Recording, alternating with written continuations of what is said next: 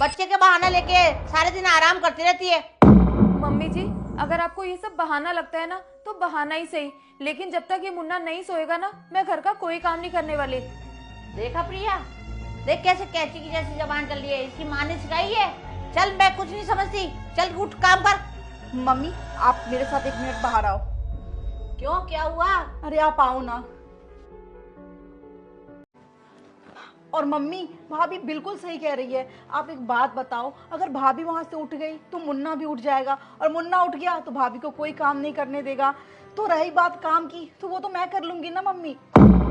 अरे तू ये क्या बात कर रही है? तेरे को मेरा साथ देना चाहिए कि भाभी का? हाँ माँ, मैं दे रही हूँ भाभी का साथ, और वो इसलिए क्योंकि आज मुझे भाभी में एक बहू नहीं, एक माँ नजर आई। मुझे कुछ समझ नहीं आया। माँ, मुझे भी समझ नहीं आ रहा कि मैं आज आपको कैसे समझाऊं। मुझे भाभी की बात सुनकर अपनी प्रॉब्लम याद आ गई। जल्दी जल्दी सो जाओ। अरे ओ महारानी! मम्मी जी, ये क्या कर रही हो आप? मैं मुन्ने को सुला रही हूँ। अरे बच्चे को लेकर बैठी रहती, घर के काम तेरा बाप करेगा। मम्मी जी, बस ये एक बार सो जाए, फिर मैं घर के सारे काम कर लूंगी। अरे ओ भाभी, ये नखरे करना और बहाने बनाना ना बंद कर दो आप। कामचोर! माँ, आपको पता है मैं अपनी सास के आगे कभी कुछ भी नहीं बोल पाती थी। वो मुझे इतना सुना के चली जाती थी और मैं बस सुन के रो लेती थी।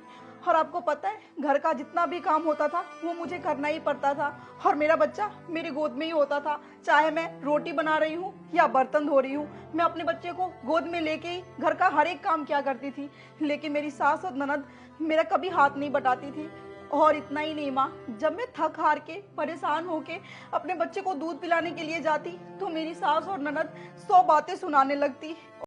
लेकिन माँ, आज भाभी को अपने बच्चे के लिए आवाज उठाते देख मुझे बहुत ज्यादा अच्छा लगा, और मुझे हिम्मत भी मिली कि मैं भी अपने बच्चे के लिए आवाज उठा सकती हूँ। और माँ, काम का क्या है, काम तो होता रहेगा, लेकिन अगर बच्चे का एक बार बचपना चला गया तो वो तो फिर लौट के नहीं आएगा ना।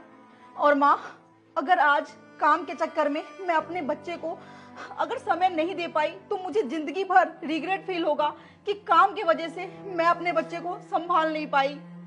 हाँ प्रिया बेटा, तू बिल्कुल सही कह रही है।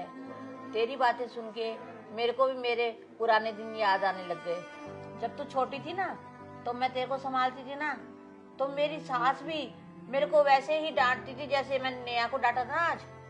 पता नहीं हम औरतें सास बनते ही बहू वाला समय कैसे भूल जाते हैं। लेकिन बस, अब बहुत हो गया, अब ये गलती मैं वापस नहीं करूंगी। अब जब तक भाभी मुन्ना को सुला रही है तब तक अपन घर